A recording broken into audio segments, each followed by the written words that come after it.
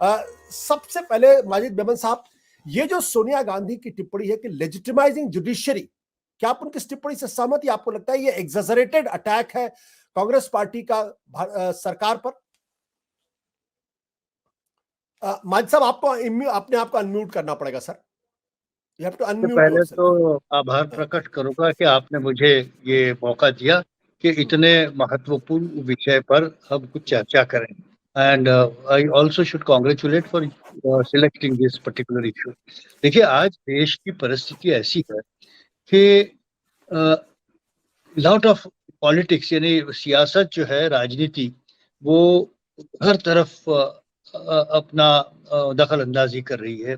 यहाँ तक कि अगर हमारे लोकतंत्र को या हमारे संविधान को बचाना या कायम रखना या मजबूत करना है, तो उस सूरत में independence of judiciary plays very important role. यानी खुद मुख्तारी या आज़ादी न्यायपालिका को दी जाए, जिसके कारण सुरक्षा हो सके लोकतंत्र की भी और संविधान की भी।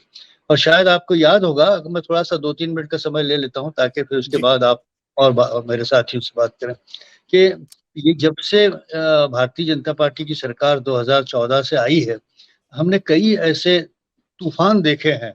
यानी एक तरह के हरकतें के कभी शायद इतिहास में नहीं हुए हों। जैसा कि हमने देखा कि शुरू शुरू में सुप्रीम कोर्ट के 4 न्यायाधीशों ने कहा कि संविधान खतरे में है, लोकतंत्र खतरे में है, और सीनियर मोस्ट जस्टिस चलमेश्वर के शब्द तो ये थे कि भ्रष्टाचार या गैर गैर इम्प्रॉपर कार्रवाई सुप्रीम कोर्ट में की जा रही है दबाव के तहत या किसी और कारण से, या फेवरेटिज्म या नेपोटिज्म का सिलसिला है।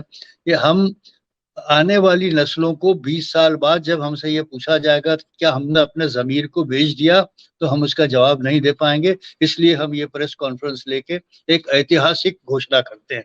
मैं समझता हूं कि भारत क्या, विश्व के किसी भी देश में कभी भी सिटिंग सुप्रीम कोर्ट जजेस ने इस तरह का आउटबर्स्ट नहीं किया था, जो हमारे भारत को बदनसीबी से फेस करना पड़ा। वो चलिए, बात खत्म हो गई। अब रिसेंटली जो आपने सोनिया गांधी की बात कही है, उन्होंने ये बात कही कि जुडिशरी को कमजोर करने की साजिश ये सरकार कर रही है। इसका मतलब ये हुआ है कि सरकार हर चीज अपने ताबे में लेना चाहती है, यहाँ तक कि जजों के अपॉइंटमेंट, जजों की सर्विस कंडीशंस। अब देखा आपने कि रिजू जी जो हमारे मित्र कानून मंत्री हैं, उन्होंने 1-2 बयान पिछले 2-4 दिन में ऐसे अजीब दे दिए। एक तो बयान उन्होंने ये दिया कि जजों को वेकेशन की जरूरत नहीं है। देखिए, ये बगैर सोचे समझे एक जिम्मेदार व्यक्ति इस तरह की बात करता है। तो मुझसे जब मीडिया ने इसका रिएक्शन मांगा तो मैंने कहा कि कानून मंत्री को ये जानना चाहिए कि न्यायाधीश भी मानव हैं and human beings, and they also need some break. तो इनको बिल्कुल छुट्टी न दी जाए, उनकी छुट्टियां सारी रद्द कर दी जाए। Their mind will not work. This is a matter of common sense for a common person. और इसके अलावा जजों को ब्रेक देने का तरीका ये हो सकता है, क्योंकि आप अगर चिंतित है कि काम रुकता है, बहुत सारा पेंडिंग केसेस हैं, इसलिए उनको रजा न दी जाए, उनका ब्रेक न किया जाए, तो इसका दूसरा रास्ता ये है कि बाय रोटेशन जजेस कैन टेक लीव, जजेस can take holidays bye rotation. कुछ जजेस जाएं, दूसरे जजेस बैठे, काम चलता रहे। क्योंकि पेंडेंसी जो है हमारे बैकलॉग, ये एक बहुत बड़ा सरदर्द है। We have totally failed in our constitutional commitment of providing speedy justice to the people of India। ये तो हम तो पूरी तरह से इसमें फेलियर हैं। इस पे घंटों का चर्चा की जा सकती है। और दूसरी अहम चीज जो उन्होंने कही, बड़े मुझे दुख के साथ कहना पड़ता है, आपके माध्यम से मैं ये अपने विचार रख रहा हूँ, कि मुझे बड़ा दुख हुआ कि रिजिजू जी ने ये कहा सुप्रीम कोर्ट के जजेस से कि जमानत की एप्लीकेशन जो है उस पर वक्त मत जाया करें, आप केसेस खत्म करें, keep bail applications pending and then decide। I can't understand what does he mean by this। देखिए, फौजदारी कानून में जमानत का मामला जो है वो हाईएस्ट प्रायोरिटी का होता है। कस्टोडियल ट्रायल जो है या कस्टोडियल बेल की लिबर्टी की बात होती है, that is the highest priority. The chief the law minister speaks exactly opposite that. और ये शिकायत सबकी रही है। सुप्रीम कोर्ट के न्यायाधीश, चीफ मुख्य न्यायाधीशों के बयान है, पिछले 2-3-4 महीने में 2-3 मुख्य न्यायाधीश चले गए। रामाना साहब के बाद ललित साहब आए, उसके बाद अब चंद्रचूड़ साहब आए। इन तीनों की ये बात इसमें सहमति है कि bail applications are to be disposed of quickly.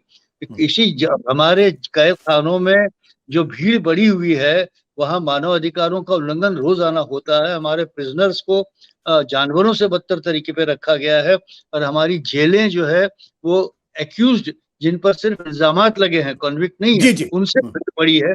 तो बेल वगैरह तो करना ही चाहिए। मगर आज का मुद्दा जो आपका है वो अपॉइंटमेंट ऑफ जजेस का है, तो उस पर मैं वाकई में 1 मिनट में ये कहना चाहूंगा कि न तो अदालतों को 100% आजादी दी जा सकती है कि वो अपने न्यायाधीश रखें, क्योंकि अगर वो अपने न्यायाधीश रखेंगे तो आपको एक ही सरनेम के सुप्रीम कोर्ट जजेस अगले 10 साल दिखते रहेंगे, अपने ही भाई भतीजे आ जाएंगे सारे, तो वो नहीं होना चाहिए।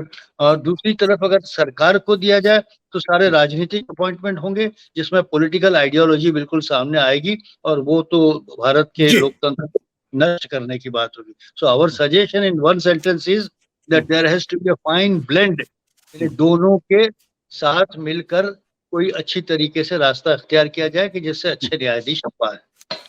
सत्य हिंदी का ऐप डाउनलोड करें गूगल प्ले स्टोर पर।